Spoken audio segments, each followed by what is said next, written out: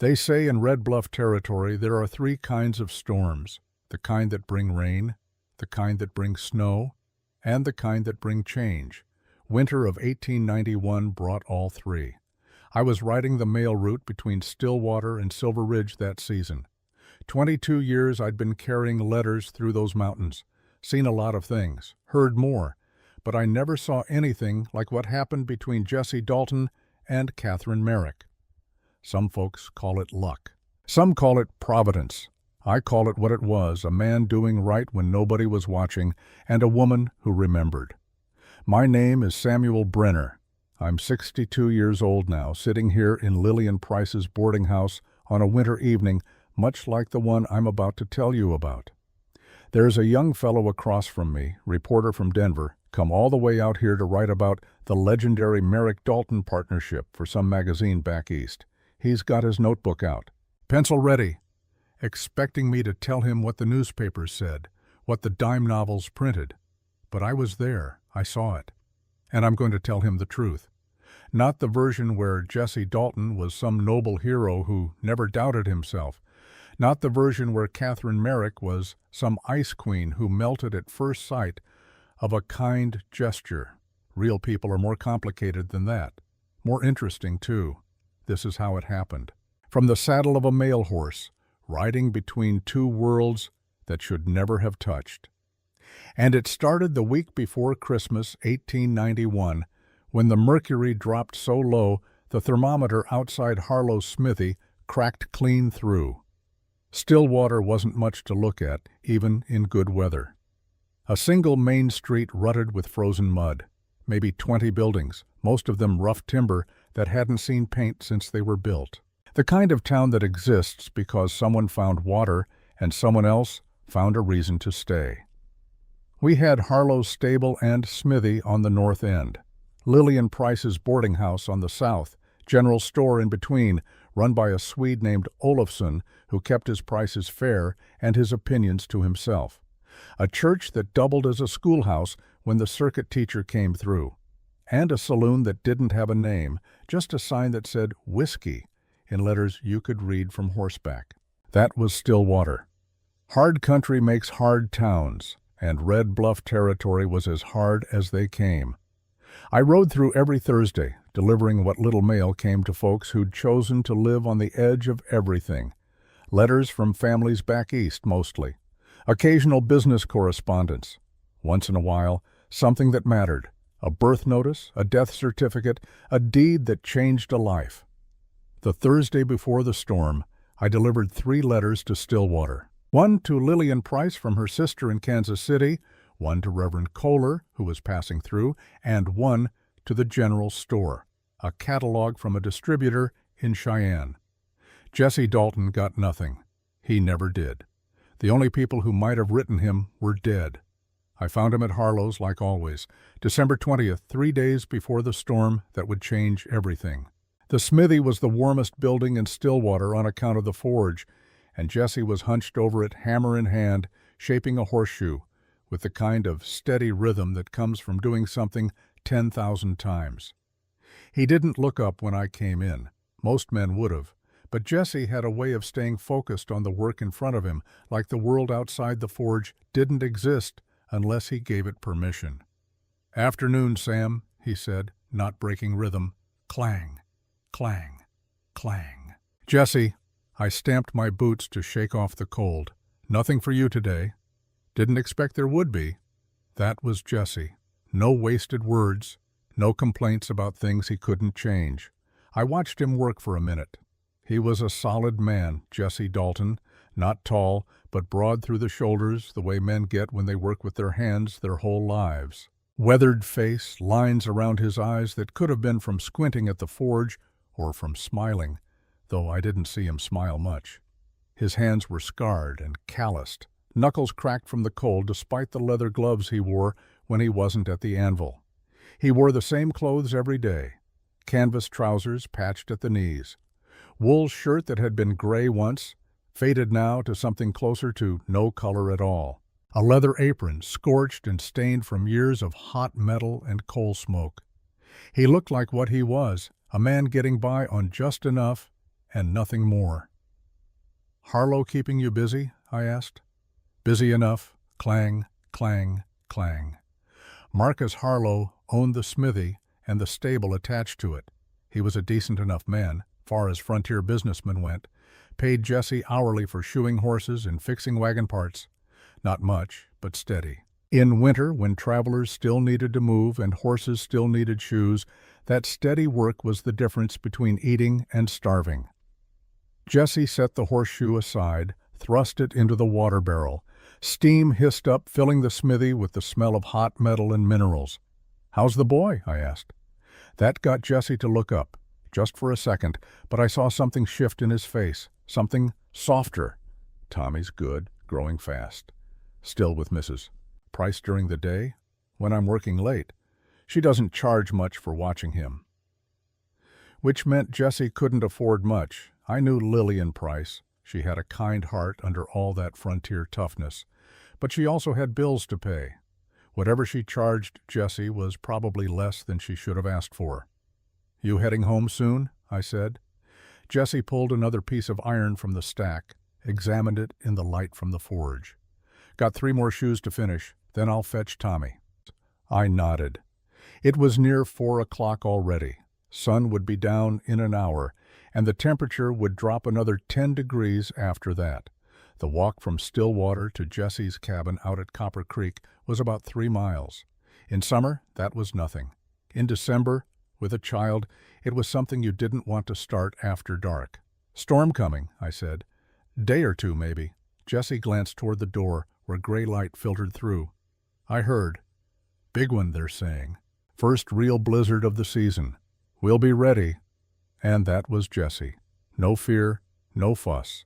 Just quiet acceptance of whatever the world threw at him. I tipped my hat and headed back out into the cold. I didn't know it then, but that was the last normal conversation I'd have with Jesse Dalton for a while. 3 days later, the storm hit. It started as a whisper on the evening of December 23rd. I was at the way station south of Stillwater, bedding down for the night. The wind picked up around sunset, rattling the shutters, making the horses nervous in the lean-to. By full dark, it was howling. By midnight, it was screaming. A blizzard in the mountains isn't like a storm anywhere else. The wind funnels through the passes, gets trapped between rock walls, builds on itself until it's strong enough to knock a man off his horse. The snow doesn't fall. It attacks, coming at you sideways, blinding, suffocating. I'd seen men die in storms like that. Good men. Men who thought they knew the country well enough to risk it. I stayed put. I had blankets, a stove, enough food for 3 days if I needed it. The mail could wait. No letter was worth freezing to death over. But Jesse didn't have the luxury of staying put.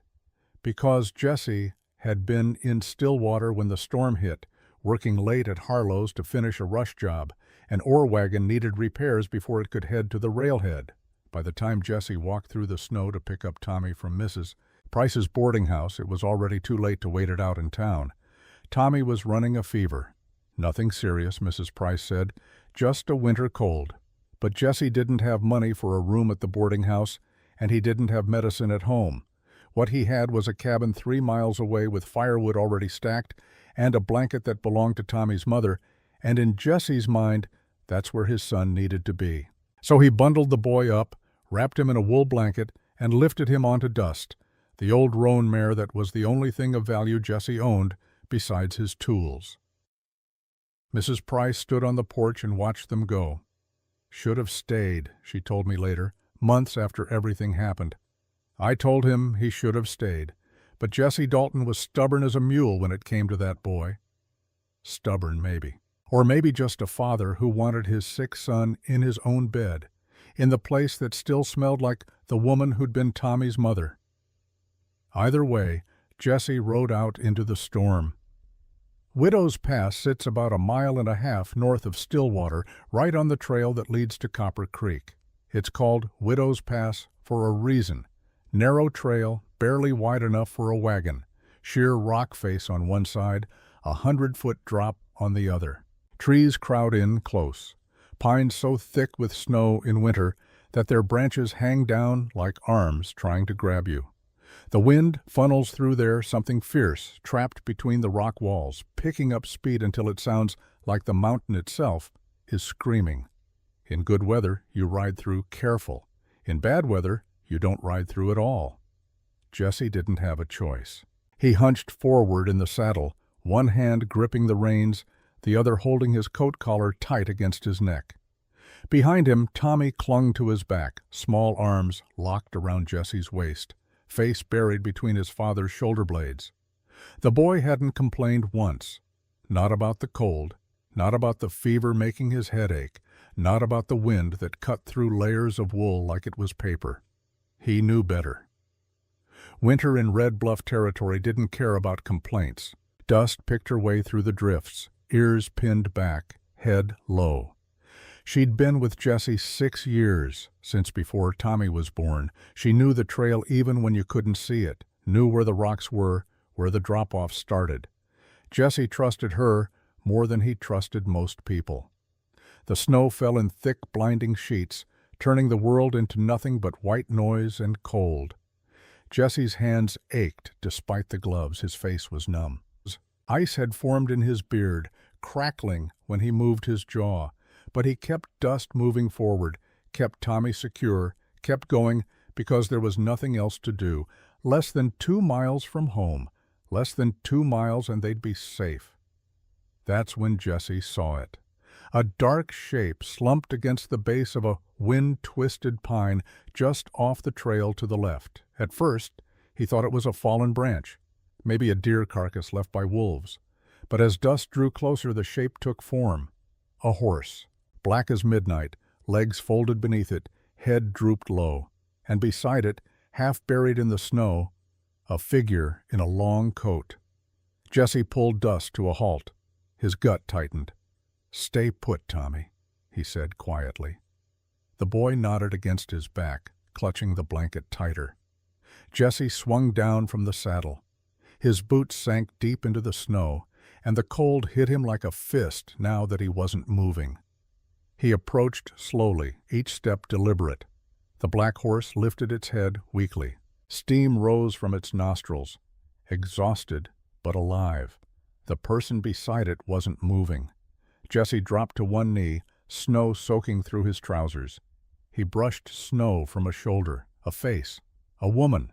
Her lips were pale blue, skin like wax. Ice clung to her dark hair. Her eyes were closed, and her breathing was so shallow Jesse almost missed it. "Ma'am," he said, voice firm but gentle. He shook her shoulder. Nothing. He pulled off his glove, pressed 2 fingers to her neck, a pulse. Faint, but there. Jesse didn't hesitate, didn't stop to wonder who she was or what she was doing out here alone, didn't think about the storm or the miles still between them and shelter. Didn't consider the risk of taking on someone else's burden when he already had a sick child to protect. He just moved. He scooped her up in his arms, dead weight, heavier than he expected, her head lolling against his chest. Carried her back to Dust, who snorted nervously but held steady. Jesse looked at the trail ahead, 2 miles to the cabin. But now he had 3 people and 2 horses, and one of those horses was barely standing. He did the math in his head. Fast. Tommy was small, light. The woman was unconscious, couldn't hold on by herself. If he put her on Dust alone, she'd fall. If he put Tommy and the woman together, the boy couldn't support her weight. That left one option. Jesse shifted Tommy forward in the saddle, the boy's small frame pressed against the mare's neck. Then Jesse carefully positioned the woman behind Tommy, draping her limp arms around the boy's waist. "Hold her hand, son," Jesse said, his voice steady despite the ice forming in his lungs. "Don't let go." Tommy's eyes were wide, scared, but he nodded. His small fingers gripped the woman's frozen hands, holding tight. Jesse climbed up in front of them both, took the reins, and kicked Dust into motion. Behind them the black mare whinnied, a sound so raw and desperate it cut through the wind. Jesse looked back. The horse was trying to stand, front legs shaking, but something was wrong. The way she held her weight, favoring the right foreleg. Injured. maybe a stone bruise, maybe worse. Jesse made a decision. He couldn't leave her. The storm would kill her before morning, but he couldn't wait either. The woman in his arms was slipping away with every minute, and Tommy's fever was getting worse. "Come on, girl," Jesse called to the black mare. "Follow if you can." He turned Dust toward home and rode. The mare hesitated, then staggered to her feet. She limped after them, head low, each step an effort, but she followed. The wind howled louder. The snow came faster. Jesse's jaw clenched as he urged Dust forward, every step deliberate, every breath a fight. He could feel the woman's weight slumping heavier against Tommy's back. She was slipping away, and he knew it. Behind him, Tommy held on, small hands gripping frozen fingers. The boy was shivering now, fever and cold warring in his small body, but he didn't let go, didn't complain. "Almost there," Jesse muttered, though he wasn't sure if he was talking to the boy, the horses, or himself. His cabin was close now, just over the next ridge, just a little farther. The world had gone silent except for the crunch of hooves through snow and the rasp of his own breathing. In his arms, in his care, was a stranger whose name he didn't know. Behind him, a son whose trust he couldn't betray. And somewhere in the back of his mind, a voice that sounded like his wife's, saying what she always said when times got hard. "Do what's right, Jesse. The rest will follow." He'd promised her that. Promised her he'd raise their boy to know what mattered. And what mattered was this: you don't leave people to die when you can do something about it. Jesse Dalton rode harder into the storm. The cabin broke through the wall of white like a miracle. It wasn't much to look at, a single-room structure built from rough-hewn logs, stone chimney, slanted roof barely keeping the snow from piling through. But right now, it looked like salvation. Jesse didn't stop until Dust's hooves hit the small clearing in front of the door. He dismounted fast, his legs nearly buckling when his boots hit the ground. Cold had seeped so deep into his bones he could barely feel his feet. "Tommy, get the door," he said, his voice steady despite the panic clawing at his chest. The boy slid down from the saddle and ran ahead, small boots kicking up snow. His hands shook as he fumbled with the latch, but he got it open. The door swung inward with a groan, and a gust of slightly warmer air spilled out. Jesse reached up and carefully pulled the woman down from the saddle, cradling her against his chest. She was heavier than he'd thought. Dead weight in his arms, her head lolling to one side. Her breathing was so faint, he had to press his ear close to her mouth just to be sure it was still there. He carried her inside and laid her gently on the narrow cot near the fireplace. The embers from the morning fire were still glowing faintly, just enough to cast a dim red light across the cabin. Jesse wasted no time. He grabbed 2 fresh logs from the stack by the door and threw them onto the coals, stirring them with the poker until flames licked up hungrily. "Tommy, grab every blanket we got," Jesse said, already kneeling beside the woman. The boy moved fast, gathering quilts and wool blankets from the corner where they slept. His face was flushed with fever, eyes bright and scared, but he didn't hesitate. Jesse pulled off the woman's soaked coat, heavy with ice and snow, fine wool that had probably cost more than Jesse made in a month. Then her boots. Her feet were pale, almost gray, frostbite settling in. He worked quickly, wrapping her legs in a thick quilt, tucking another around her shoulders. Tommy came back with an armful of wool blankets and a patchwork quilt, the one Jesse's wife had made years ago, before the fever took her. The colors were faded now, but it was the warmest thing they owned. Jesse draped them all over the woman, layering them carefully, then moved to the small stove in the corner. He filled a dented kettle with water from the bucket and set it to boil. His hands were shaking now, not from the cold but from something else. Fear, maybe. Responsibility. He'd pulled people out of trouble before. Helped a neighbor with a broken wagon axle. Carried an injured man back to town after a bar fight. But this was different. This woman was hanging by a thread, and if she didn't make it, it would be on him. "Is she going to die, Pa?" Tommy's voice was small, barely above a whisper. Jesse looked over his shoulder at his son. The boy was standing there with snow still melting in his hair, eyes wide and scared, shivering despite the fire. He wanted to lie, wanted to tell the boy everything would be fine, but Jesse had never lied to Tommy before, and he wasn't about to start now. "I don't know," Jesse said quietly, "but we're going to do everything we can." He poured hot water into a tin cup, added a pinch of dried mint from the jar on the shelf, and knelt beside the cot again. Lifting the woman's head gently, he pressed the rim of the cup to her lips. Most of it dribbled down her chin, but a few drops made it past her lips. Her throat moved, just barely. "That's it," Jesse murmured. "Come on now, stay with us." He set the cup down and rubbed her hands between his own, trying to coax warmth back into her fingers. They were like ice, stiff and unresponsive. He worked in silence, methodical, focused, rubbing her hands, checking her pulse, adjusting the blankets. Tommy crept closer, watching. "Can I help?" the boy asked. Jesse nodded. "Stoke the fire, keep it hot."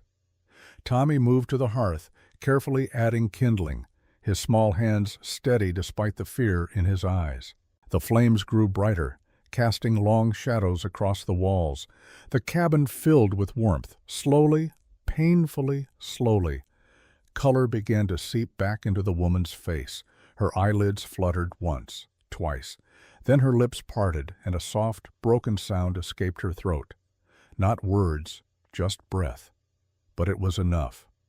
Jesse exhaled, a weight lifting from his chest. She was still here, still fighting. He sat back on his heels, wiping his forehead with the back of his hand, and glanced at Tommy. The boy was watching him with something like awe. "You did good, son," Jesse said quietly. Tommy smiled, just a little. "So did you, Pa." Outside, the wind howled. The storm raged on, indifferent to the small miracle happening inside a cabin in the middle of nowhere. Jesse stood, his body aching, and moved to the door. He opened it a crack, letting in a blast of cold air. The black mare stood just outside, head drooped low, steam rising from her coat. She'd made it. Somehow, injured and exhausted, she'd followed them all the way. Jesse grabbed a rope from the peg by the door and stepped out into the storm. The cold hit him like a wall, but he pushed through it. He led the mare around to the lean-to behind the cabin, the small three-sided shelter where Dust already stood, munching hay. Jesse tied the black mare next to Dust, rubbed her down with an old cloth, checked her injured leg. Swollen but not broken. She'd need rest, but she'd live. He threw a blanket over her back and made sure both horses had water and feed. Then he trudged back through the snow to the cabin. Inside, the warmth hit him like a blessing. He closed the door, latched it, and leaned against it for a moment, eyes closed. He'd done it. He'd gotten them all here, alive. Now he just had to keep them that way. The fire crackled softly, filling the cabin with a warmth that felt almost sacred after the brutal cold outside. Jesse sat in the wooden chair by the hearth, elbows resting on his knees, watching the woman on the cot. Her breathing had steadied, deeper now, more certain. The color had returned to her cheeks, faint but present, like the first blush of dawn over the mountains. Tommy sat cross-legged on the floor near the stove, stirring a pot of beans and salt pork that bubbled over the heat. He'd added a little water to stretch it further, the way his father had taught him. It wasn't much, but it was hot, and that mattered more than flavor tonight. Jesse hadn't moved much in the last hour. He'd checked the woman's pulse twice, adjusted the blankets around her shoulders, made sure her feet were elevated and wrapped. Now he just waited, hands folded, eyes tired but alert. He didn't know who she was, didn't know where she'd come from or why she'd been out on Widow's Pass alone in the middle of a blizzard. And, truthfully, it didn't matter. She was here. She was alive. That was enough. The woman stirred. A soft groan escaped her lips, and her head turned slightly on the thin pillow. Her eyelids fluttered, then opened slowly, revealing sharp gray eyes that blinked in confusion at the unfamiliar ceiling above her. Jesse sat up straighter, leaning forward. "Easy now," he said, his voice low and calm. "You're safe." Her gaze shifted to him, wide and disoriented. She tried to sit up, but her body didn't cooperate. Jesse reached out gently, a hand hovering but not touching. "Don't push it," he said. "You've been out cold for a while, nearly froze to death." She stared at him, lips parting as if to speak, but no words came. Her eyes darted around the cabin, taking in the rough log walls, the stone fireplace, the boy stirring a pot in the corner, then back to Jesse. "Where?" Her voice was hoarse, barely a whisper. "Copper Creek," Jesse said, "few miles south of Stillwater. Found you on the trail, half buried in snow. Brought you here." She closed her eyes, exhaling slowly, as if trying to piece together how she'd ended up in this place. When she opened them again, there was something sharper in her gaze. Not fear, but recognition, maybe, or disbelief. "My horse," she said suddenly, trying to sit up again. Jesse gently pressed her shoulder back.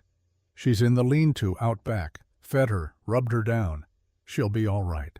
Favoring her right foreleg, but nothing broken. The woman sank back against the pillow, relief flickering across her face.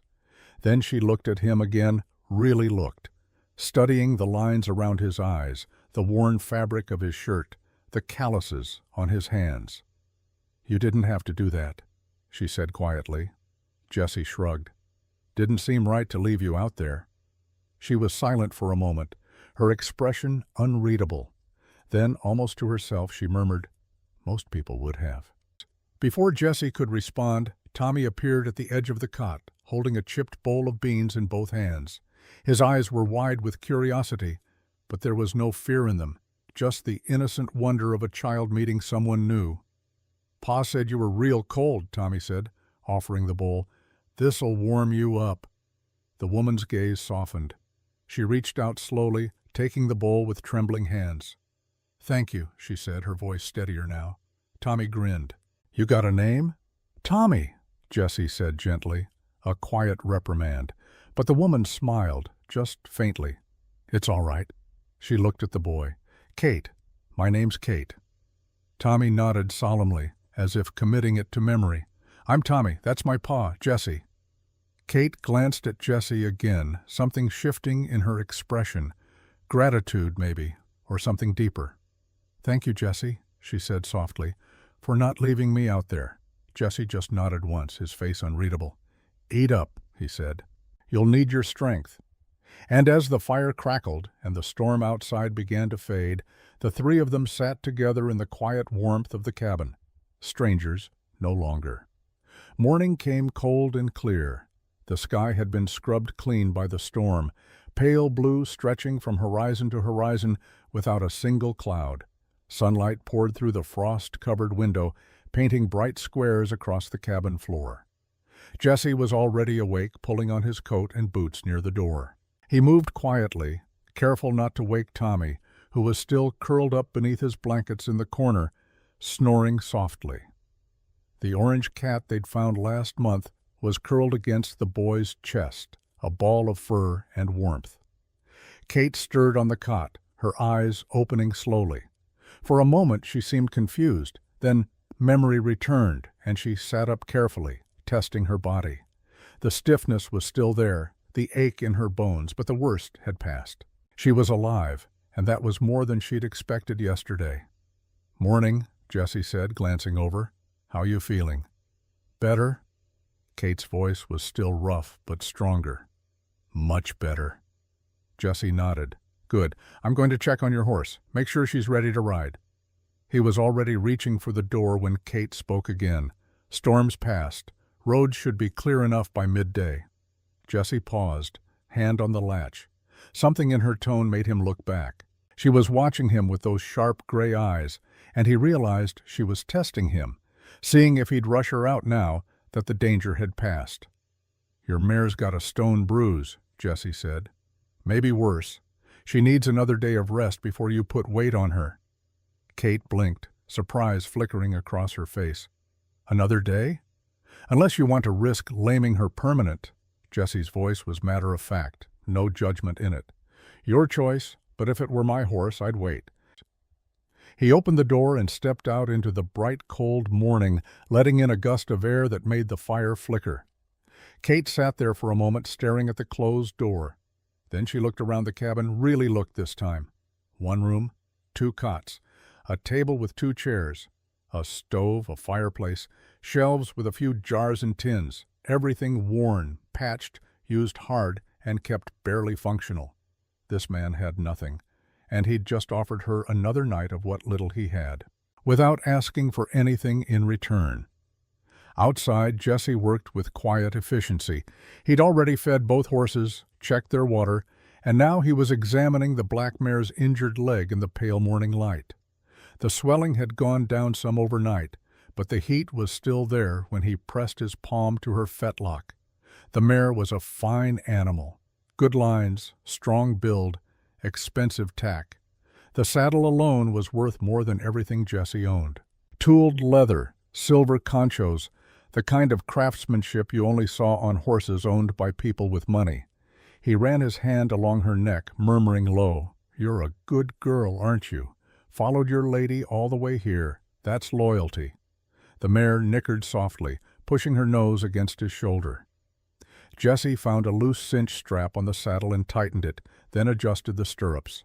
When he was satisfied everything was sound, he led the mare in a slow circle around the lean-to, watching her gait. She was favoring the right front, but not badly.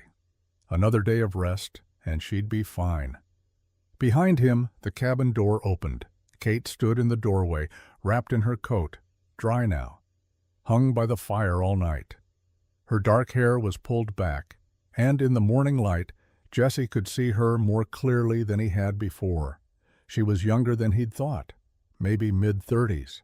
Strong features, the kind that came from good breeding and a life that hadn't been easy despite the money. There were lines around her eyes that spoke of worry, of responsibility carried for too long. "She's ready," Jesse said, leading the mare toward the cabin. "Should get you back to Stillwater without trouble." Kate stepped down off the small porch, running a hand along the mare's neck. The horse whickered, nuzzling her shoulder, and for the first time since she'd woken, Kate's face softened into something like tenderness. "Thank you," she said quietly, "for taking care of her." Jesse shrugged. "Horse needed tending. Didn't make sense to send you off with loose tack." Kate turned to face him, her gray eyes searching his. Most men would have asked for payment, or at least expected it. I'm not most men. She held his gaze for a long moment, and something passed between them, an understanding maybe, a recognition of something rare in a world that often felt too hard, too transactional. Kate reached into her coat pocket, pulled out a folded bill. "Please, let me—" Jesse held up a hand, shaking his head. "Keep it. You'll need it more than me on the road." Kate's jaw tightened, not in anger, but in something closer to disbelief. She stood there, the money still in her hand, looking at this man who'd saved her life and wouldn't take a cent for it. Slowly, she tucked the money back into her pocket. "Your mare needs another day," Jesse said, nodding toward the leg. "Stone bruise. Not serious, but she shouldn't carry weight yet. You're welcome to stay until she's sound." Kate blinked. "Another night, if you need it." From inside the cabin, Tommy's voice called out, "Pa, is Miss Kate still here?" Jesse glanced back at the door. "Better come in. Boys probably got breakfast started by now." The second night was different. Tommy had taken to Kate like she was the most interesting thing that had ever walked into his life. He showed her his whittling project, a wooden horse that didn't look much like a horse yet, but the boy was proud of it. Showed her the orange cat, who'd been named Copper on account of his color. Showed her the books he had, 3 of them, worn so thin from reading the pages were almost transparent. Kate sat at the small table, holding one of the books carefully. "Robinson Crusoe," she read from the spine. "You've read this?" Tommy nodded eagerly. 4 times. Pa reads to me at night sometimes when he's not too tired." Kate looked at Jesse, who was stirring beans at the stove, and something shifted in her expression. Not pity, something deeper. Respect, maybe. "What's your favorite part?" she asked Tommy. The boy launched into an animated description of the shipwreck scene, his hands gesturing wildly, his fever from yesterday completely gone. Kate listened like every word mattered, asking questions, smiling at his enthusiasm. Jesse watched from the stove, saying nothing. But I knew him well enough by then to recognize what I was seeing. A man who'd been alone with his son for 6 years, doing his best, wondering if his best was enough. And here was a stranger, a woman he'd pulled from the snow, giving his boy the kind of attention that said, "You matter. Your thoughts matter. You're worth listening to." That night, after Tommy had fallen asleep with Copper curled beside him, Jesse and Kate sat by the fire. The silence between them was comfortable now, not awkward. The kind of silence that comes when two people have moved past the need to fill every moment with words. "How long have you lived here?" Kate asked, breaking the quiet. Jesse poked at the fire, sending sparks up the chimney. "Going on 6 years now. Built it myself after—" He paused. "After my wife passed." Kate's gaze softened. "I'm sorry." He nodded once, the gesture brief. Practiced. Tommy was just 2. Needed a place to raise him. This was all I could afford. "It's honest work," Kate said, glancing around the cabin. "Good work." Jesse's jaw tightened slightly, not in anger, but in something close to pride. "It keeps us fed, keeps us warm. That's all a man can ask for." Kate set her cup down on the small table beside her. "You could ask for more." Jesse met her eyes. "Could? Don't see the point." There was a weight to his words, a quiet resignation that Kate recognized all too well. She'd seen it in the faces of men who worked her land, men who'd stopped dreaming because dreaming hurt too much. "What were you doing out there?" Jesse asked, his voice gentler now. "On Widow's Pass in the middle of a storm?" Kate exhaled slowly, her fingers tracing the edge of the quilt draped over her legs. "I was heading to Grand Pine Lodge. Had business there. My driver got sick 2 days ago, so I went alone. Thought I could make it before the storm hit." She paused, a bitter smile crossing her lips. "I was wrong." "That trail's no place for a woman alone," Jesse said, not unkindly, just stating a fact. Kate's eyes flashed, just for a moment. "I've ridden worse trails than that. I know how to handle myself."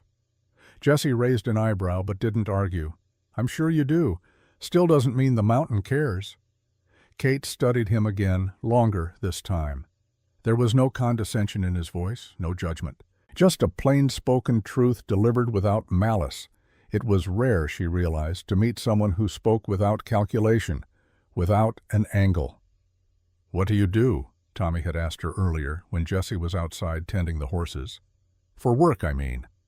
Kate had hesitated then, feeling Jesse's presence even though he wasn't in the room. She could tell him the truth, tell him she owned the largest cattle operation in the territory, that she had more land and money than most men would see in 10 lifetimes. But something stopped her. Maybe it was the way Jesse had looked at her that morning, not seeing wealth or status, just seeing a person who needed help.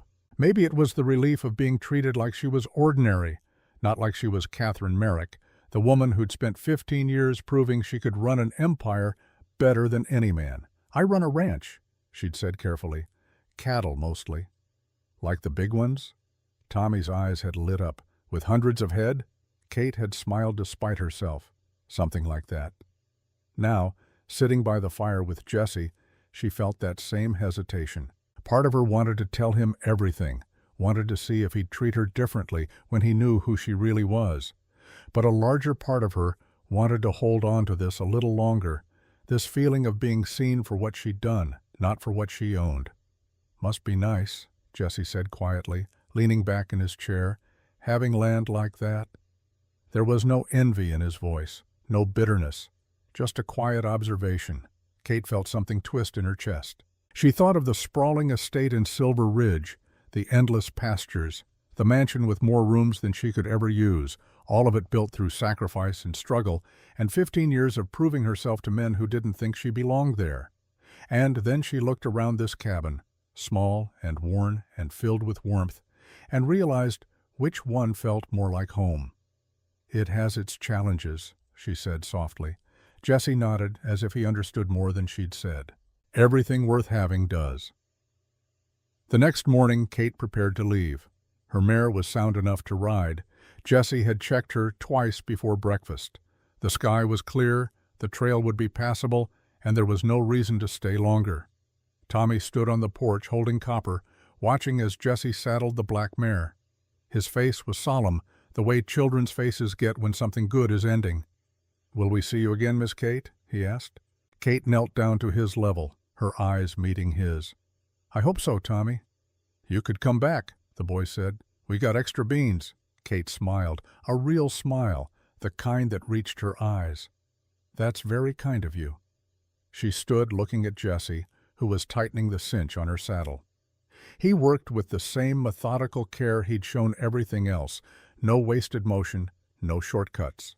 When he was satisfied the mare was ready, he led her around front and tied her to the porch rail. "She's good to go," Jesse said simply. "Should get you back to Stillwater without trouble." Kate stepped down off the porch, running her hand along the mare's neck one more time. Then she reached into her coat pocket again, pulled out the folded bill she'd tried to give him yesterday. "Please," she said quietly, "let me—" Jesse held up a hand, shaking his head. "Keep it. You'll need it more than me on the road." Kate's jaw tightened. She stood there, the money still in her hand, and for a long moment neither of them spoke. Then slowly, deliberately, she tucked the money back into her pocket. "You're a stubborn man, Jesse Dalton." "So I've been told." She mounted her horse with practiced grace, settling into the saddle like she'd been born there. She looked down at Jesse one last time, and something passed between them, something neither of them could quite name. "I won't forget this," Kate said. "What you did, what you didn't ask for." Jesse tipped his hat. "Safe travels, Miss Kate." She turned the mare toward the trail, then paused, glancing back over her shoulder. "You're a good man," she said. "Better than you know." And then she was gone, riding toward the horizon, leaving nothing behind but hoofprints in the snow and a question Jesse couldn't quite shake. Who was she really? 3 days later, I rode into Stillwater on my regular Thursday route. The town was buzzing. I could feel it the moment I turned onto Main Street, that particular energy that comes when something unusual has happened and everyone's got an opinion about it. I tied my horse outside the general store and went in to deliver Olafson's mail. The Swede was behind the counter, weighing out flour for Lillian Price, who turned the moment I walked in. "Sam," she said, her voice carrying that tone women get when they've got news they're dying to share. "Have you heard?" "Heard what?" "About Jesse Dalton and the woman." I kept my face neutral, setting Olafson's catalog on the counter. "What woman?" Lillian leaned in, lowering her voice like she was sharing a secret, even though half the town had probably heard this already. "Some rich woman got lost in the storm. Jesse brought her to his cabin. She stayed there. 3 days, Sam. 3 days alone with him and that boy." I'd known this was coming. Known the moment Jesse rode out into that storm with Kate Merrick on his horse that people would talk. The frontier doesn't trust kindness. We're too used to angles, to deals, to ulterior motives. A man helping a stranger for nothing? That seemed like a lie. "Jesse helped someone in a storm," I said mildly. "That's what decent people do." "Decent people bring them to town," Lillian said, her eyes sharp. "They don't take them home, and they especially don't keep them there for 3 days." Olafson, to his credit, said nothing, just kept weighing flour, his face carefully blank. But I could see Mrs. Price wasn't alone in her thinking. 2 other women in the store had stopped their shopping to listen, their faces tight with judgment. "Woman could have frozen to death if he'd tried to make it to town," I said. "Storm was bad, you know that. Storm or no storm, people are talking." Lillian crossed her arms. "And you know what they're saying, Sam. They're saying Jesse's got ideas, that he's trying to profit from this somehow." "Profit how exactly?" I kept my voice even, but I could feel my temper rising. "The man's got nothing. Woman's already gone. What's he supposed to profit?" Lillian didn't have an answer for that. None of them did. But I could see it in their eyes, the suspicion, the certainty that there had to be more to the story than simple decency. I left the store and headed to Harlow's smithy. I found Jesse at the forge, same as always, hammer in hand, working a piece of iron with steady rhythm. But something was different. His jaw was tighter, his movements sharper. "Jesse," I said. He looked up, and I saw it in his face. He knew. "Sam." "People are talking." "I know." Clang, clang, clang. "They're saying things that aren't true." "I know." I waited, but Jesse didn't elaborate, just kept working, shoulders tense, jaw set. Marcus Harlow came out from the back room, saw me, and nodded. "Sam, come to deliver gossip or collect it?" "Neither," I said, "just checking in." Harlow wiped his hands on his apron, glanced at Jesse, then back at me. "People are concerned, Sam. Woman like that, alone with a man like Jesse, it doesn't look right." "Woman like what?" I asked. "Rich, well-bred. You could tell from her horse, her tack. She's not from around here. And Jesse helped her. That's all that happened." "Maybe," Harlow said, "but you know how people think. They're wondering what Jesse's after, whether he's trying to use this somehow." Jesse's hammer came down harder than necessary, sending sparks flying. "I'm not after anything," he said, voice tight. "I helped someone, that's all."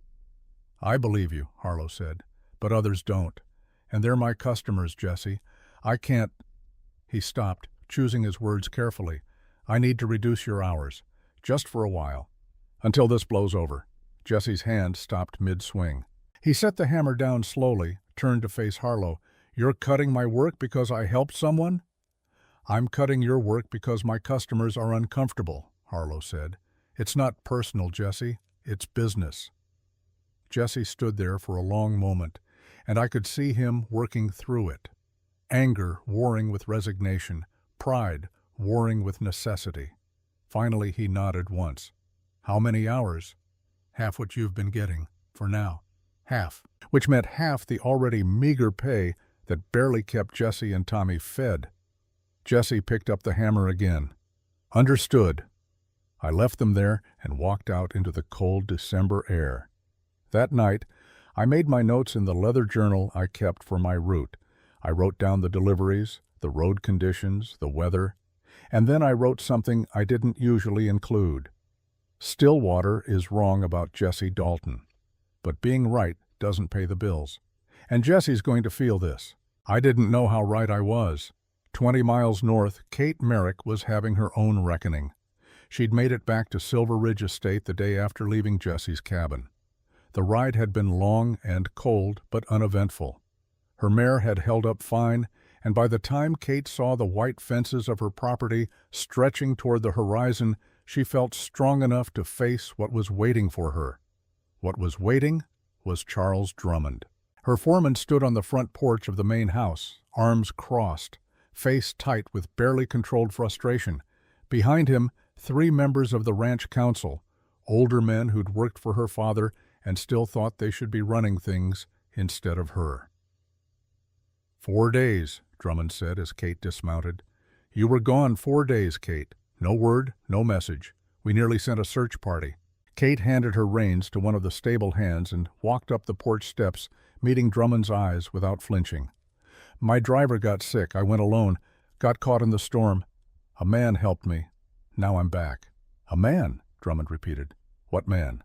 "A blacksmith from Copper Creek. He found me on Widow's Pass, nearly frozen.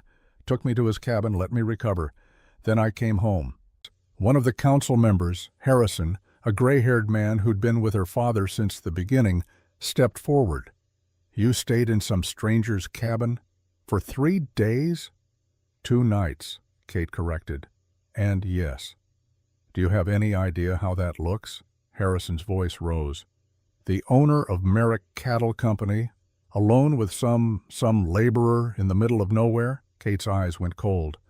"It looks like I survived, which wouldn't have happened if I'd tried to make it to Stillwater in that storm." "You shouldn't have been out there alone in the first place," Drummond said, his voice gentler but no less frustrated. "Kate, you can't keep taking risks like this. The council is already questioning your judgment. This doesn't help." Kate brushed past them and walked into the house. It was grand, that house. 2 stories of polished wood and high ceilings, windows that let in light from every direction, paintings on the walls, carpets from back east, furniture that had cost more than most families made in a year. Her father had built it to make a statement, to show everyone that a man from nothing could create an empire. Kate walked through the foyer, through the dining room with its long table that could seat 20, through the parlor with the fireplace big enough to stand in, and she felt nothing but cold. Drummond followed her into her study, the one room in the house that felt like hers.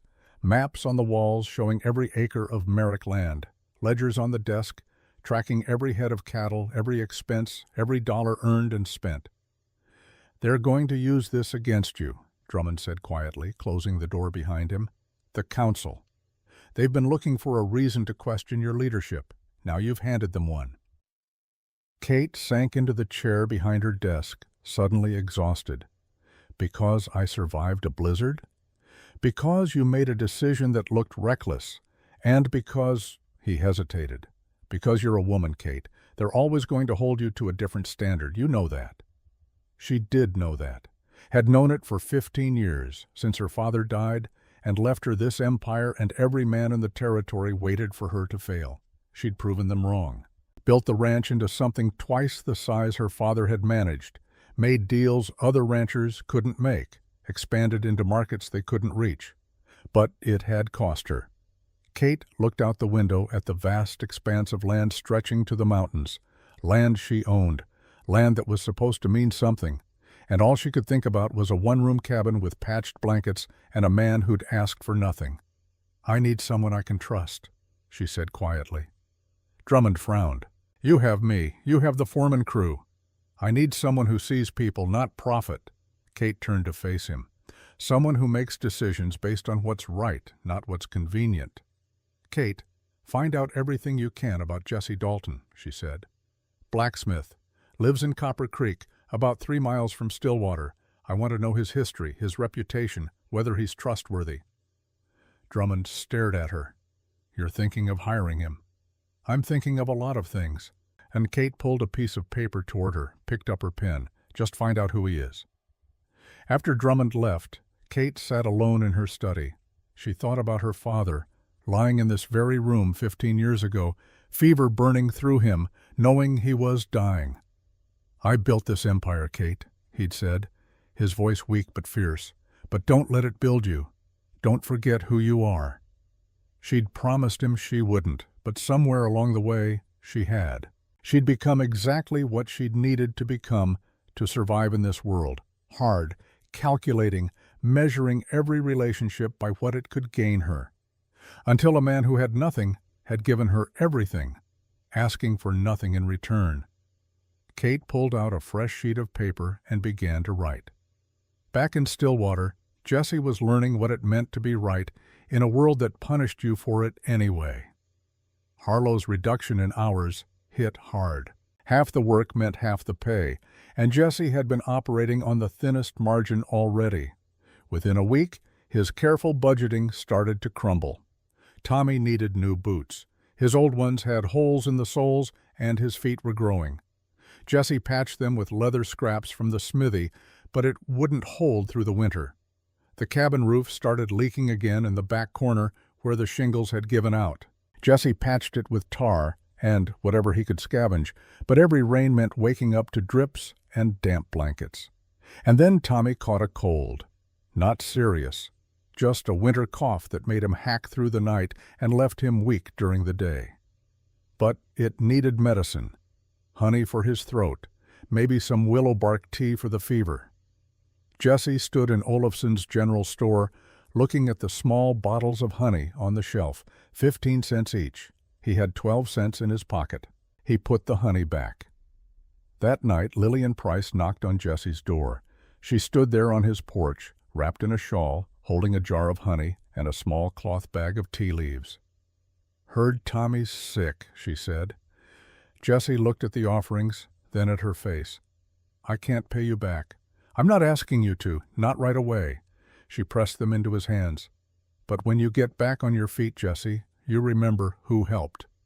There it was, the transaction, the expectation of return.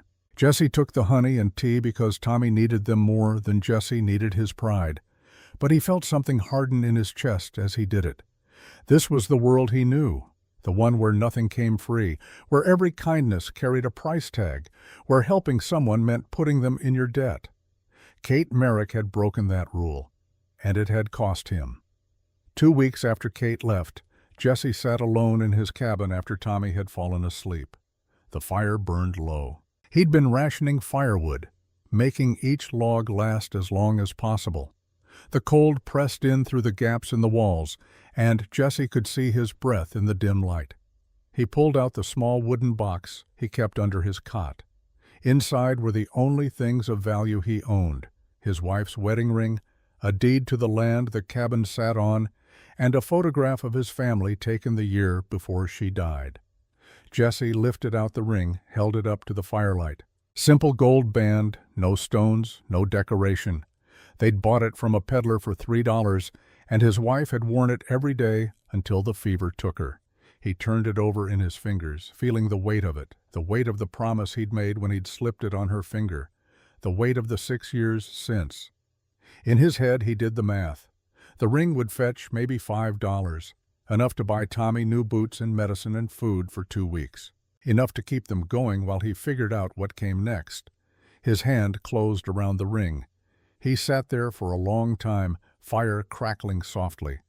Tommy's breathing steady in the corner. Copper the cat purred somewhere in the darkness. Finally, Jesse opened his hand, looked at the ring one more time, then he put it back in the box, closed the lid, slid it back under the cot. Some things weren't for sale, not even when you were starving, not even when the world was telling you that kindness was a luxury you couldn't afford. Jesse lay back on his cot, staring at the ceiling, listening to the wind outside. He'd done the right thing, pulling Kate from that snow. He knew that, would do it again without hesitation. But right now, in this cold cabin with his son coughing in the corner and his pockets empty and his future narrowing to nothing, right now, it was hard to see what doing right had gotten him, except colder and hungrier and more alone than ever. Outside, the wind picked up, rattling the shutters. Winter had only just begun, and Jesse Dalton had no idea how he was going to make it through to spring. The 3rd week of January brought a cold snap that made December seem gentle by comparison. Temperatures dropped so low, the water in Jesse's bucket froze solid overnight. The horses in Harlow's stable needed double feed just to keep warm, and the few travelers still moving through Stillwater moved quickly, desperate to reach shelter before dark. I rode my route bundled in so many layers I could barely move. The mail was light that week. People weren't writing letters when ink froze in the bottle and paper cracked like kindling. But I still made my rounds. Thursday came, same as always, and I tied my horse outside Harlow's smithy. Jesse wasn't there. I found Harlow in the back, organizing tack. He looked up when I came in, and I saw something in his face, discomfort, maybe guilt. "Where's Jesse?" I asked. "Gave him the week off." Harlow didn't meet my eyes. "Not enough work to justify the pay." Week off meant no pay. We both knew that. I didn't argue, just nodded and headed back out into the cold. I found Jesse at his cabin that afternoon. He was on the roof, hammering new shingles into place. His hands were red and raw from the cold, breath coming out in white clouds. Below, Tommy sat on the porch with Copper in his lap, watching his father work. "Jesse," I called up. "Got a minute?" Jesse looked down, then climbed carefully off the roof. His movements were stiff, not from injury, but from cold and exhaustion and something deeper. The kind of weariness that settles into your bones when you've been fighting too long. "Sam?" He dropped down onto the porch, flexing his fingers to get feeling back into them. "No mail for me, I'm guessing." "Not today."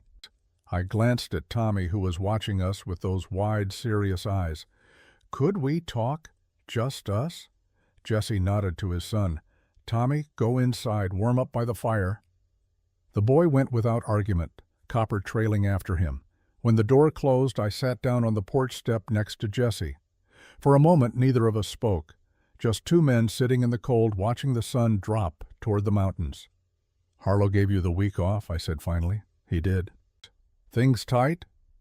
Jesse didn't answer right away. He was looking at his hands, at the cracks in the skin, the scars from years of working hot metal, the calluses that never went away. "We're managing," he said, which was Jesse's way of saying they weren't.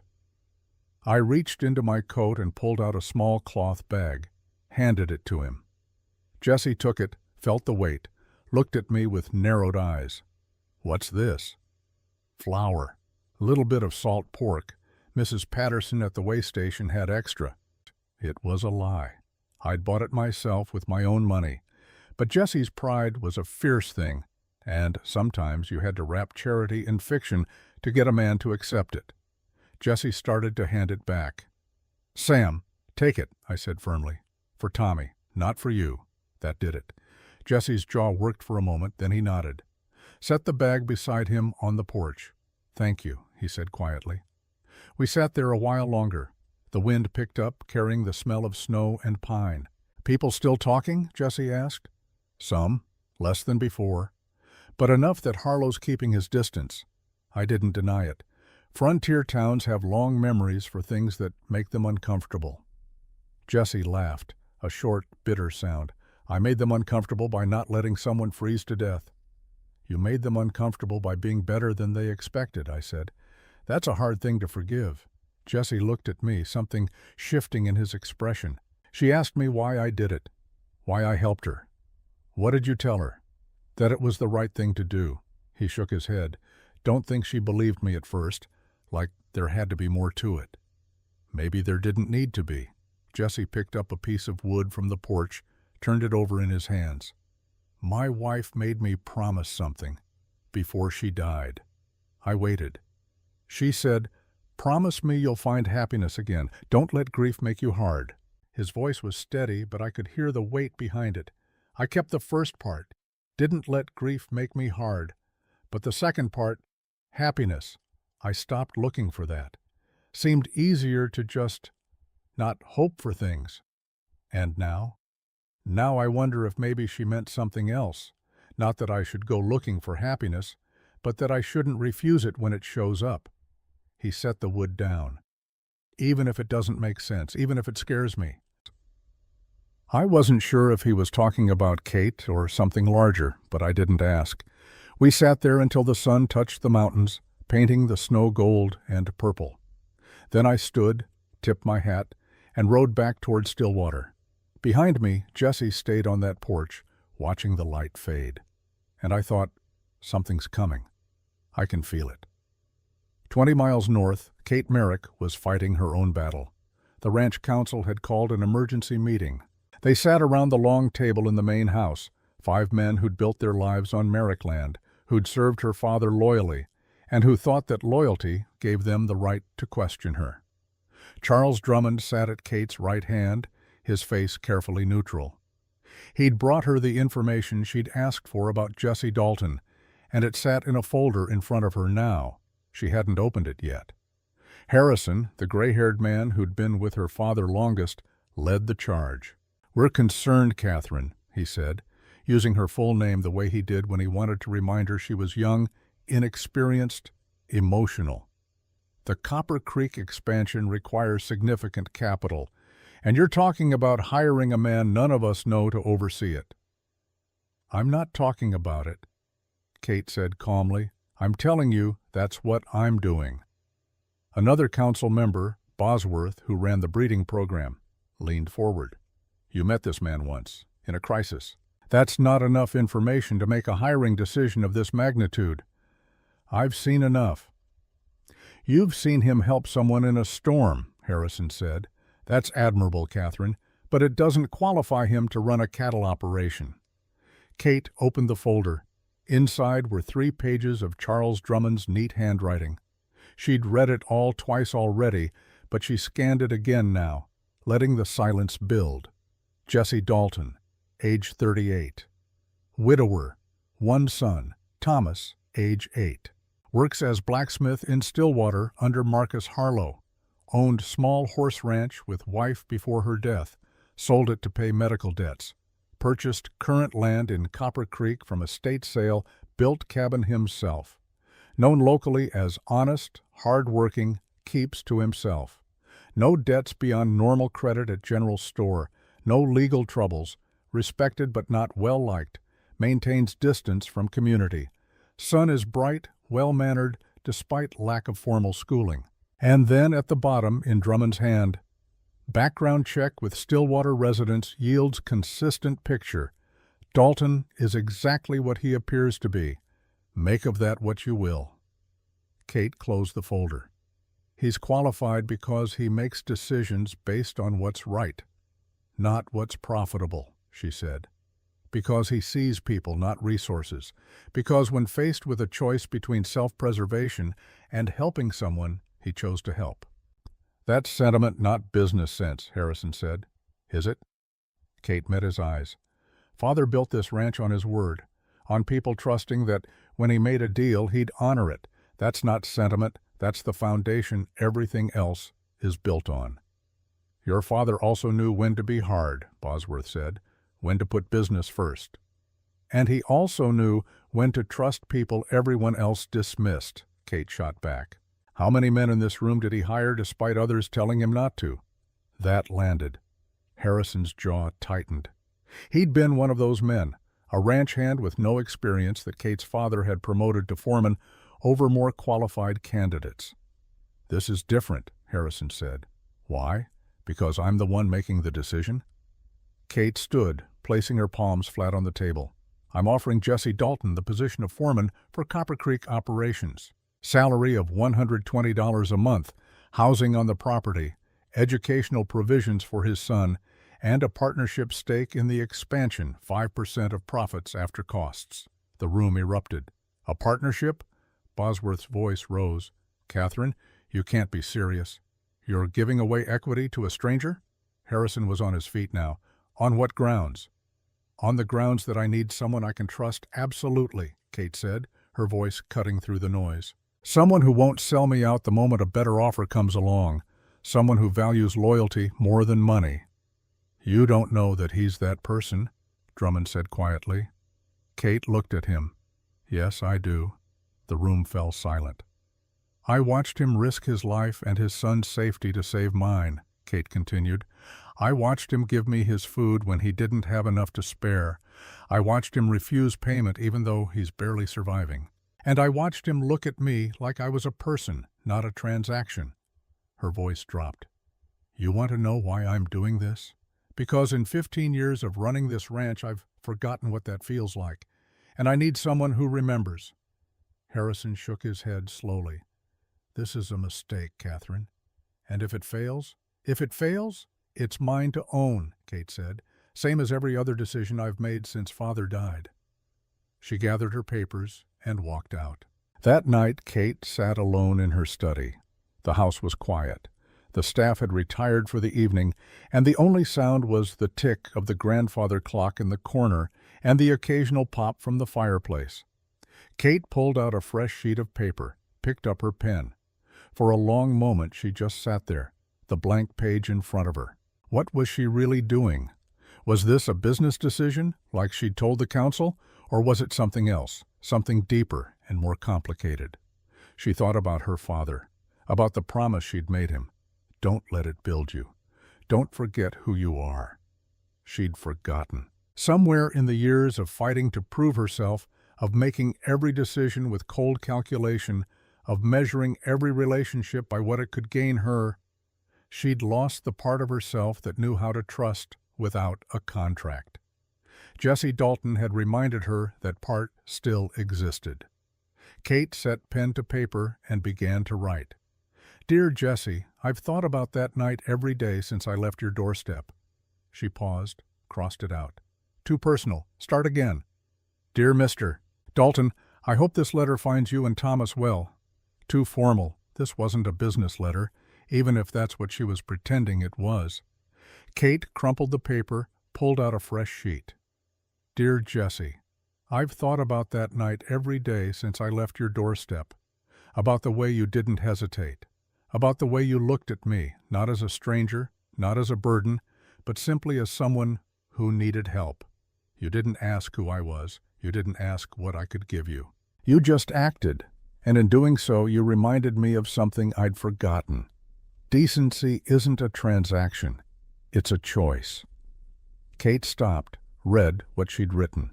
It was true, every word. She continued, "My name is Catherine Merrick. I own the Merrick Cattle Company, the largest ranch operation in Red Bluff Territory. I built it from what my father left me, and I've spent 15 years proving I could run it better than any man who doubted me. But somewhere along the way, I lost sight of why I started. I became cold, calculating. I measured every relationship by what it could gain me. You asked for nothing. You expected nothing. And yet you gave me everything." Kate set down her pen, stared at the words on the page. This was the truth she'd been avoiding. The thing that made her counsel uncomfortable, that made this decision seem reckless. She wasn't hiring Jesse because he was the most qualified. She was hiring him because he'd shown her who she used to be, who she could be again, if she had someone around who remembered what values looked like when they weren't calculated. She picked up the pen again. "I won't insult you with charity, but I would like to offer you something you've earned through your character, not your circumstance. I'm expanding operations into Copper Creek. I need a foreman to oversee the new stables and livestock management. The position comes with a salary of $120 a month, housing on the property, and provisions for Thomas's schooling. But more than that, I'm offering you a partnership, a 5% stake in the expansion's profits. A chance to build something meaningful, not for me, but with me. I need someone I can trust, someone who sees people, not profit, someone like you. If you're willing, the job is yours." Kate signed it, sealed it, pressed her family's crest into the red wax. Then she called for her assistant. "I need this delivered to Jesse Dalton in Copper Creek," she said, "personally, and I need you to wait for his answer." The young man took the letter, nodded, and left. Kate sat back in her chair, suddenly exhausted. She'd just offered a partnership to a man she'd known for 2 days, had given him equity in her expansion based on nothing but the conviction that character mattered more than credentials. The council would fight her on this. Some of them would probably resign, but Kate had spent 15 years making safe decisions, calculated decisions, decisions based on protecting what her father had built. Maybe it was time to make a decision based on building something new. I was at the way station when Kate's assistant found me. Young fellow, well-dressed, riding a chestnut gelding that was worth more than I made in a year. He introduced himself as William, personal aide to Miss Merrick, and asked if I knew the way to Jesse Dalton's cabin. "I do," I said, "but I'm headed to Stillwater tomorrow. I can take it." William shook his head. Miss Merrick was specific. Personal delivery. She's paid me to see it done. I respected that. Showed him the trail to Copper Creek, gave him directions to Jesse's cabin, watched him ride off into the gray afternoon. But I was curious. More than curious. I had a feeling in my gut that this was it. The thing I'd been sensing was coming. So the next morning, I adjusted my route. Rode through Copper Creek on my way to Stillwater, arriving at Jesse's cabin around midday. What I found there would change everything. Jesse stood outside his cabin, letter in hand. He'd read it 3 times now. Each time the words seemed more impossible. Catherine Merrick, owner of Merrick Cattle Company, the woman he'd pulled from the snow, the woman who'd eaten beans from a chipped bowl and slept on a cot with patched blankets, the woman who'd looked at his tiny cabin and said it was honest work. She was one of the wealthiest people in the territory, and she was offering him a job. No, more than a job. A partnership. $120 a month. More money than Jesse had seen in his entire life combined. Housing, schooling for Tommy, a future. William, the young man who delivered the letter, stood a respectful distance away, holding his horse's reins. "Miss Merrick asked me to wait for your response," he said, "if you're inclined to give one." Jesse looked up at him, then back at the letter. His hands were trembling, not from cold, from something bigger, something that felt like hope and terror all mixed together. "She's serious about this?" Jesse heard himself ask. "Miss Merrick doesn't make offers she doesn't intend to keep," William replied. That's when I rode up. Jesse turned, saw me, and something in his face shifted. Relief, maybe, or the need to talk to someone who knew him, who'd understand what he was feeling. "Sam," he said. I dismounted, nodded to William, then looked at Jesse. "What's going on?" Jesse handed me the letter. I read it slowly, taking in every word. And I'll admit, even knowing Kate was someone important, even suspecting this might be coming, the actual words on that page made my breath catch. This wasn't a thank you. This was a life-changing offer. "What are you going to do?" I asked. Jesse took the letter back, folded it carefully. "I don't know." "Don't know?" I stared at him. "Jesse, this is everything. This is the answer to everything you've been struggling with." "Is it?" His voice was quiet. "Or is it charity dressed up to look like something else?" There it was, the thing I'd been worried about.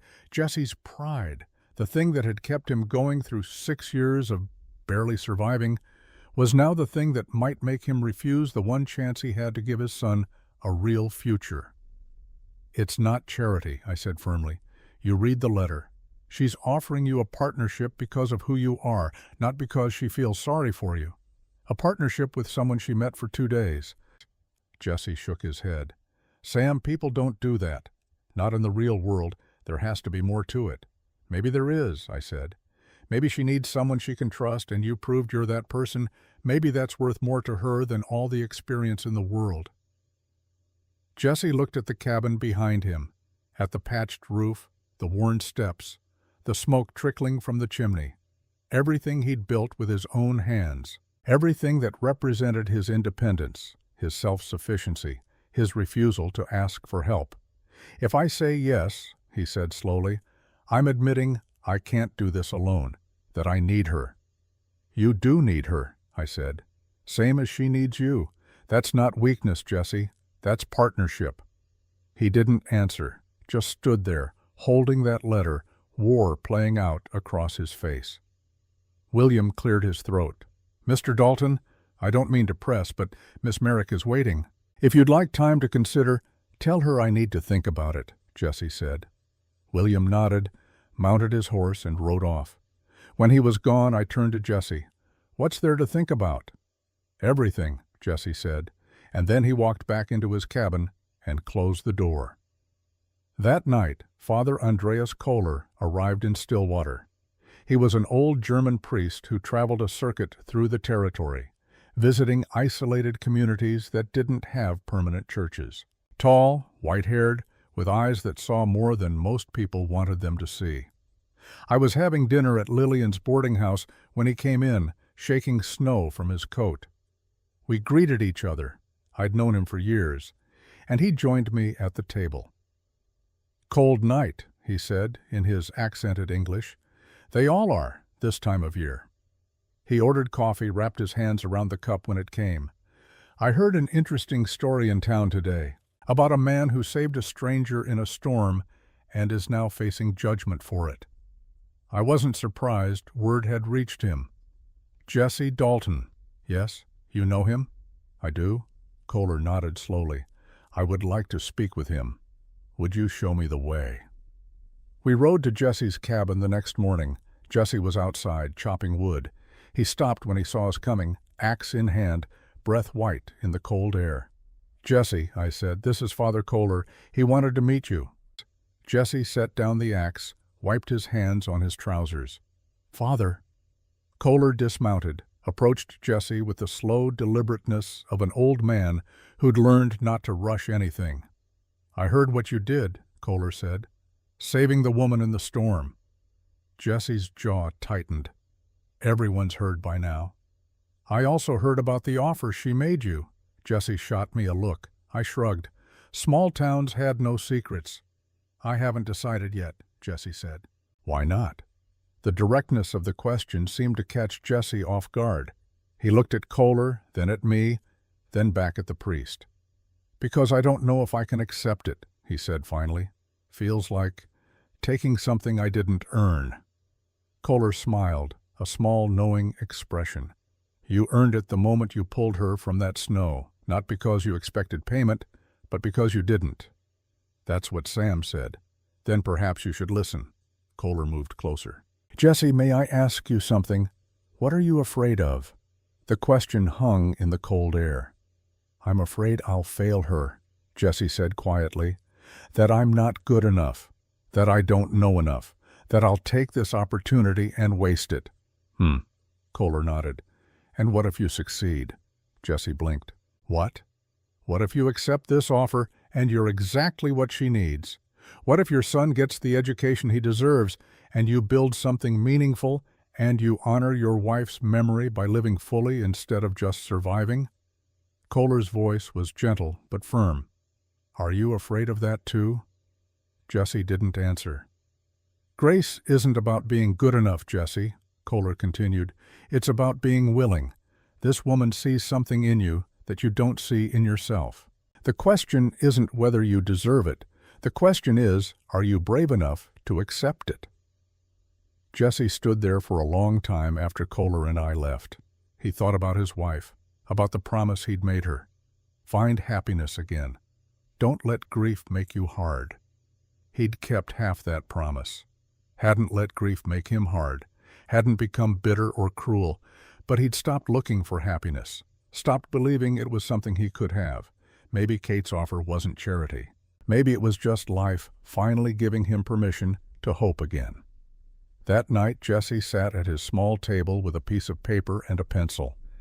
He wrote 2 letters. The first was a refusal, polite, grateful, explaining that while he appreciated the offer, he couldn't accept something that felt unearned. He read it over. It was good, safe. It protected his pride. Then he crumpled it up and threw it in the fire. The second letter was shorter, just 3 words. I accept. He stared at those words for a long time. Then he folded the paper, put it in his pocket, and went to check on Tommy. The boy was asleep, copper curled against his side.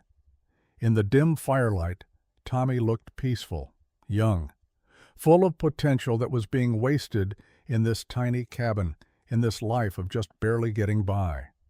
Jesse had promised his wife he'd take care of their boy, give him more than they'd had. This was how he kept that promise. Jesse went back to the table, pulled out the letter, and added one more line below, I accept. When do we start? I carried Jesse's letter to Kate myself, rode the 20 miles to Silver Ridge Estate on a clear February morning, the kind where the cold is sharp, but the sun makes everything look polished. The snow had that crust on top that crunched under the horses' hooves, and you could see your breath for miles. When I reached the Merrick property, I understood why the council had been worried. The main house sat on a rise, white paint gleaming in the sunlight, windows reflecting the mountains behind it. White fences stretched in every direction, marking pastures where hundreds of cattle grazed. Barns, stables, bunkhouses, all of it organized with the precision of someone who'd built an empire from intention, not luck. I was stopped at the gate by a ranch hand who asked my business. Letter for Miss Merrick, I said. From Jesse Dalton. The man's eyebrows went up. He sent someone running to the house, and within minutes, Kate herself came down the path. She looked different here, not in the clothes. She still wore a simple riding outfit, practical boots, but in the way she carried herself, like the land was hers, and she knew every inch of it. Mr. Brenner, she said, recognizing me, you have something for me? I handed her the letter. She opened it right there, standing in the cold, and I watched her face as she read those few words. I accept. When do we start? Something shifted in her expression. Relief, maybe, or vindication. She folded the letter carefully, pressed it against her chest for just a moment. Tell him, she said quietly, to come when he's ready. Bring Thomas. I'll have housing prepared. Yes, ma'am. She looked at me then, really looked, and I saw something in her eyes I hadn't seen the first time we'd met. A question. You think this is a mistake? She asked. No, ma'am, I said. I think it's the bravest thing either of you have done. Kate smiled. Small but genuine. So do I. Jesse and Tommy rode out of Copper Creek on a Thursday morning. I was there to see them off. So was half of Stillwater, though most of them watched from windows and doorways rather than coming out to say goodbye. Harlow stood on the porch of his smithy, arms crossed. When Jesse led Dust past, the older man nodded once. Jesse nodded back. No words, but something passed between them. An acknowledgement, maybe, or a release. Lillian Price came out of her boarding house as Jesse and Tommy passed. She pressed a small package into Tommy's hands, sandwiches wrapped in cloth, still warm. "For the road," she said. "Thank you, Mrs. Price," Tommy said, his voice serious and polite. Jesse met her eyes. "I'll pay back what I owe." "I know you will," Lillian said, and there was something softer in her face now. "Good luck, Jesse." They rode south, out of Stillwater, toward the mountains where Silver Ridge waited. I rode with them, not because they needed an escort, but because I wanted to see it, wanted to be there when these two worlds finally came together properly. The journey took most of the day. We stopped once at midday to rest the horses and eat Lillian's sandwiches. Tommy was quiet, but his eyes were bright with excitement and fear, all mixed together. "You scared, son?" Jesse asked him. Tommy thought about it. "A little." "Me too." The boy looked at his father, surprised. "Really?" "Really." Jesse put a hand on Tommy's shoulder. "But being scared just means it matters, and that's all right." As we got closer to Silver Ridge, the landscape changed. The rough, wild country around Stillwater gave way to ordered pastures, managed land, the visible hand of someone who'd shaped the wilderness into something productive. Tommy saw the white fences first. "Pa," he breathed. "Look." Jesse looked. And I saw something cross his face, not fear exactly, but a kind of reckoning. This was real. He was really doing this. The main house came into view, and Tommy actually gasped. "Is that where we're going to live?" "No, son," Jesse said quietly. "We'll have our own place. Miss Kate mentioned housing for the foreman." But even as he said it, I could see Jesse struggling with the scale of it all. This wasn't just bigger than what he'd known. It was a different world entirely. Kate was waiting on the porch when we arrived. She'd changed into a dress, still simple, still practical. But there was no mistaking who she was here. This was her land, her house, her empire. Jesse dismounted first, then lifted Tommy down. The boy stood close to his father, eyes wide, taking in everything. Kate came down the steps slowly, and for a moment she and Jesse just looked at each other. Two people who'd met in a storm, who'd sat by a fire in a one-room cabin, now standing in front of a mansion that made that cabin look like a shed. "You came," Kate said. "You asked," Jesse replied, the same exchange they'd had before, but this time it felt like a promise being kept. Kate's eyes dropped to Tommy. "And you must be Thomas." Tommy ducked his head, suddenly shy. "Yes, ma'am, but everyone calls me Tommy." "Tommy, then." Kate smiled. "There's a library inside, 300 books. You're welcome to read any of them." Tommy's eyes went so wide I thought they might fall out of his head. He looked up at Jesse, disbelief and joy warring on his face. Jesse nodded. "Go on." Tommy took off running toward the house.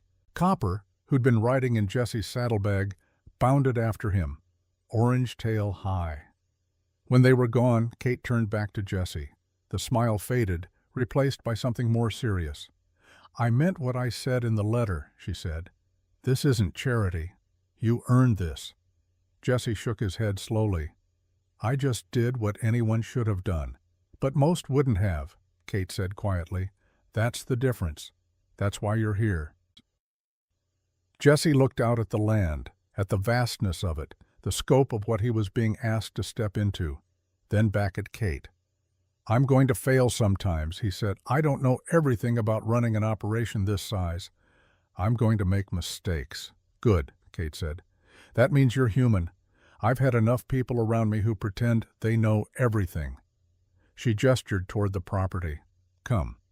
Let me show you what we're building." They walked together, and I followed at a respectful distance. Kate pointed out the existing stables, the cattle pens, the land that stretched toward Copper Creek where the expansion would happen. "The foreman quarters are there," she said, indicating a small house near the main stables.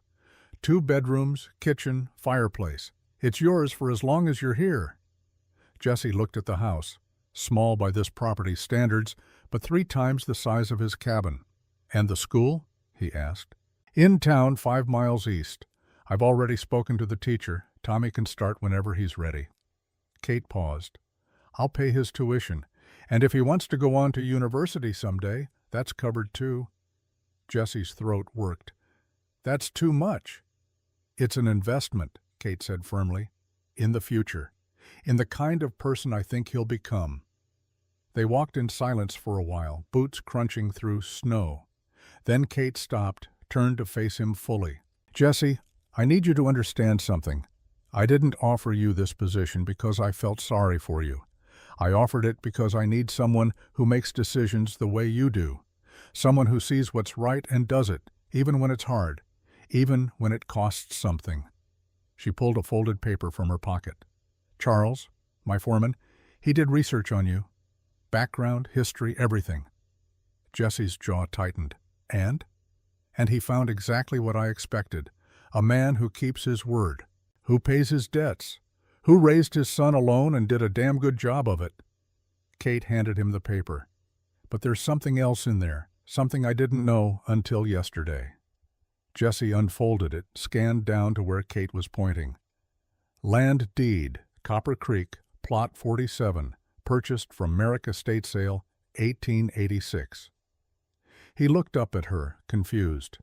"My father owned that land," Kate said quietly. "He sold it cheap to settlers, people who needed a place to build a life, not investors looking to profit. He said he wanted it to go to someone who'd use it right." Jessie stared at the paper, then at Kate. "You've been connected to my family for 6 years," she said. "My father helped give you the land to build your cabin, and now you're helping me build something here." She smiled, small but genuine. "It's not fate, Jesse, it's just continuation. My father saw something in you without ever meeting you, and I see it too." Jesse's hands shook slightly as he refolded the paper. "I didn't know. I know.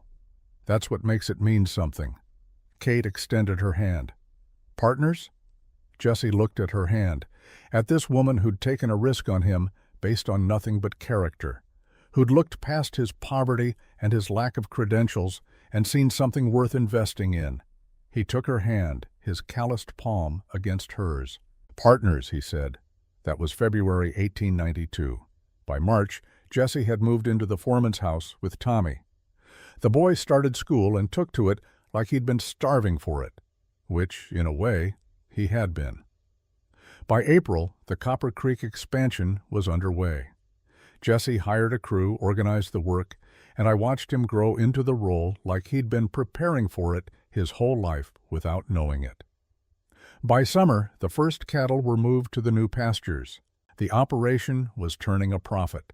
And somewhere in all of that, something else happened. Something quieter, but just as important.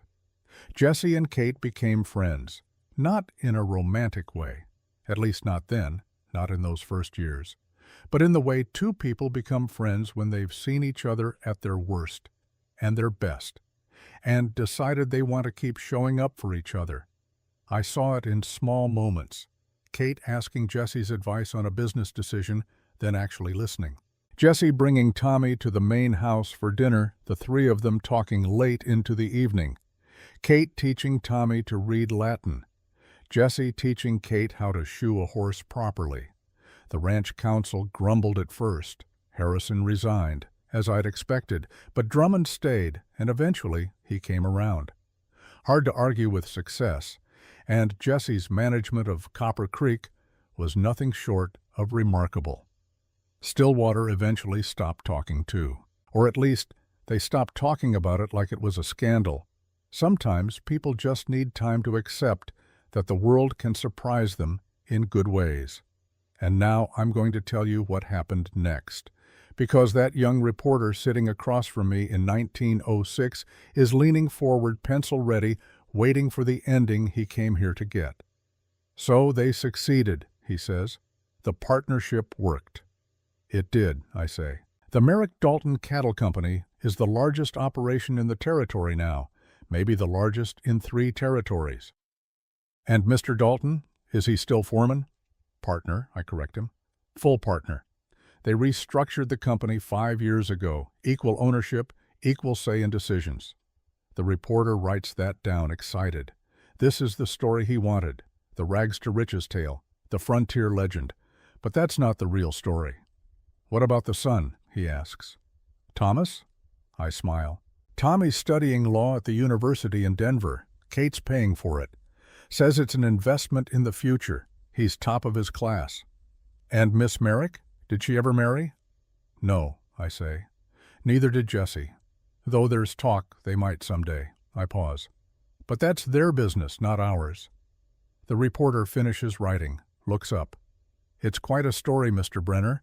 The kind people will tell for generations. Maybe, I say, but you're missing the point. He blinks. Sir? I lean back in my chair, look out the window at Stillwater. Still the same rough town it was 15 years ago, just a little older, a little more weathered. The point isn't that Jesse went from poverty to wealth, I say. It's that he didn't change who he was when he got there. The point isn't that Kate found someone to help run her ranch. It's that she found someone who reminded her why the ranch mattered in the first place. I pull something from my pocket, a small object wrapped in cloth. Unwrap it slowly. It's the wax seal from Kate's letter, the one with the Merrick crest pressed into red wax. She gave it to me years ago, said I was part of the story too. I carried thousands of letters in my time, I say, running my thumb over the wax. Birth announcements, death notices, land deeds, business contracts. Most of them were just transactions, words on paper moving from one place to another. I look at the reporter. But some letters carry more than words. They carry hope, they carry change, they carry the possibility that the world might be better than we think it is. The reporter is writing this down, but I can tell he doesn't really understand. He's young, he will someday. Jesse Dalton pulled a woman from the snow because it was the right thing to do, I continue. Not because he expected anything, not because he knew who she was.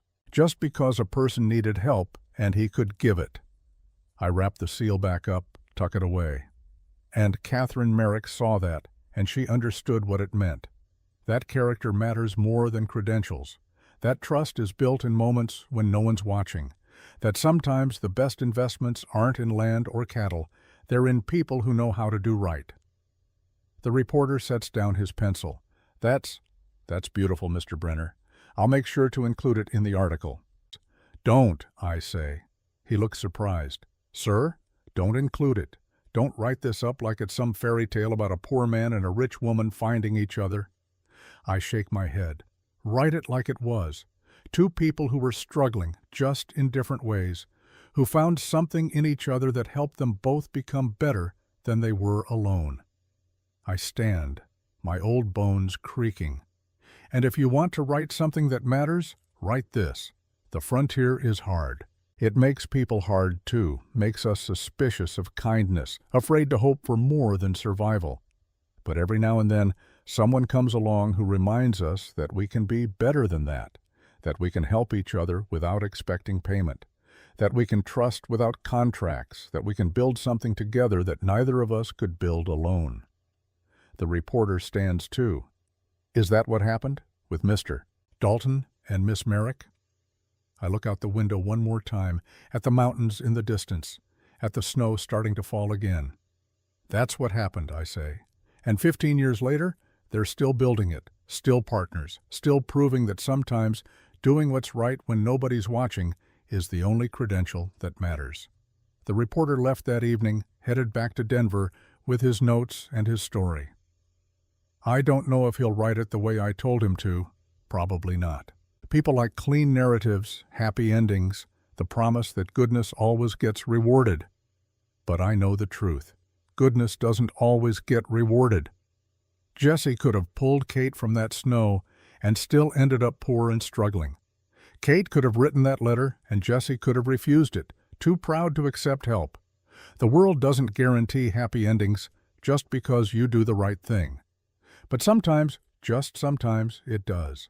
And when it does, it's worth remembering, worth telling the story, worth passing it down.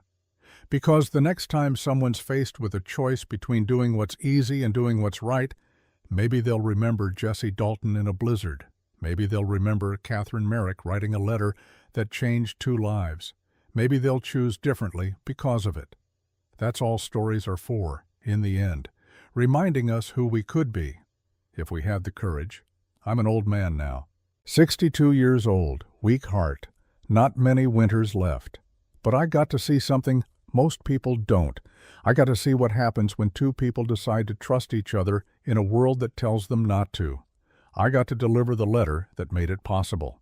And I got to watch over 15 years as they built something that proved the world wrong.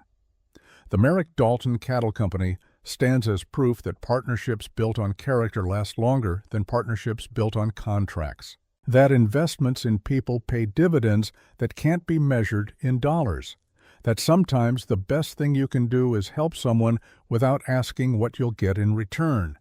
Jesse still lives in that foreman's house, though they've added on to it over the years. Tommy comes home from university every summer, helps with the cattle drives, talks about the law like it's poetry.